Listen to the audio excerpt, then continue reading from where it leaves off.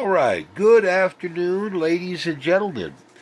We got some good news, and this is like the day to make the video or first of the week or whatever, and so it's good news to have good news on the right day. The people from the law office got back to me, the help you out people, and I basically told them what I was doing and that I needed all the help that they could give me, and I appreciated all the information that they gave me. Um, I need a little like application thing. It's not like the whole deal, but it'll get me started. And if it's approved, then the next step is really risk free. Then you because you're already kind of like approved. But then you have it's a bigger thing. Um, but it's for later. It's not for now. But it's like 850 or something like that to do this IRS long form deal. But that said, we have an absolutely solid as a jug, like more than 40% out of um, off kilter, off access concept. Like these are fucking ideas that nobody is using in refining anything, let alone hemp to jet fuel kind of deal.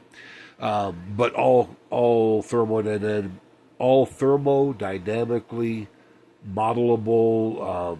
The concept is solid as a jug is what I'm trying to get at.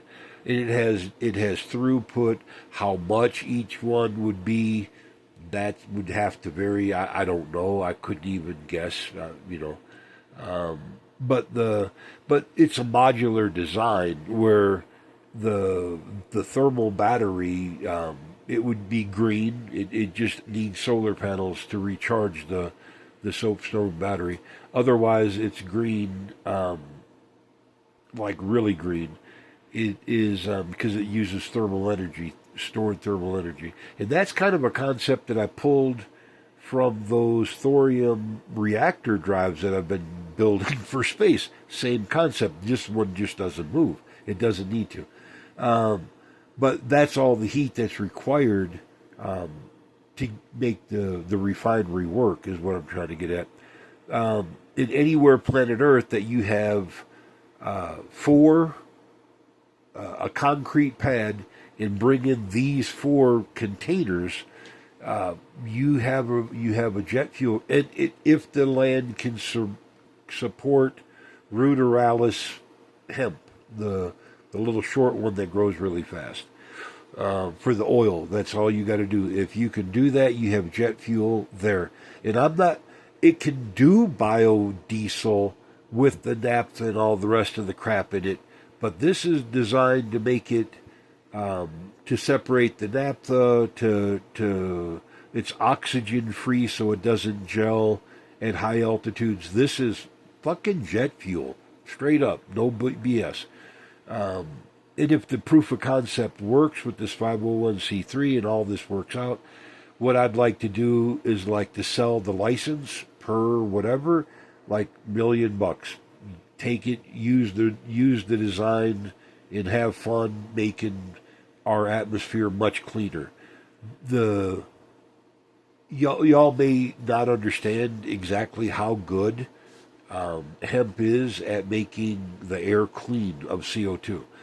But a 1 acre tract that would produce 300 gallons of oil per acre can remove 23 tons, short tons, of, that'd be like 20 metric tons, of CO2 from the atmosphere. 23 tons, let that sink in.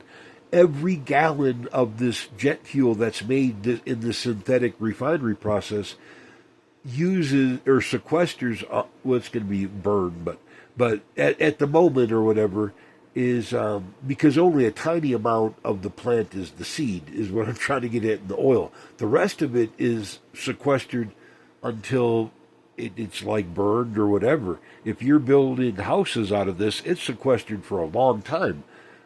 Especially if you build the houses like some of my recipes, those the geo recipes where you're using seawater and volcanic ash in the bast fiber, the bast, the hemicellulose bast fiber. That's good for a long time. That's actually good even under seawater for a long time. Like we could be making those offshore water breakers that way. It doesn't all need to be that special recipe, but if it was, it would last for like the Romans kind of stuff does. Um, I'm just saying it's an update. That's where we're at. If you're one of these really rich people that want to make jet fuel out of hemp seed and you have access to it or whatever, I will share the reactor designs and stuff like that. Um, but it will be $1 million up front first. That's just the way it is. Uh, but eventually, hopefully, I can get it, um, the prototype and all that, and then, you know, do I want to patent it? Not so much, no. Is that's really what it comes down to? Is it's the only way to make this real because the people that say, "Oh, I'll give you this or that," no, it needs. I'm not talking handshakes. If you want to do this, let's make a contract and let's get it done. Um, but like I said, this is 4 containers anywhere planet Earth. You got a refinery. That kind of modular. Um, uh, it's just a new way to get at the distillation tower. That's it. Hillbilly, y'all got to remember, hillbillies have been boiling rocket fuel to vapor for a long time. This is not much more complicated. It really isn't. All it is understanding the properties of what you're dealing with and understanding how to separate them. Just like getting alcohol from the corn mash. It's more complicated, but not as much as you think is all I'm trying to get at. Um, I'm well versed in this, is what I'm trying to get. I do have an education and a background, so um, yeah. So if we can get it through the 501c3 phase, this would be the next step to thorium reactors and MHD drives and stuff like that, because it's the same Department of Energy that you got to deal with. So, all right, y'all, we're going to leave it there. Talk to you then, and bye.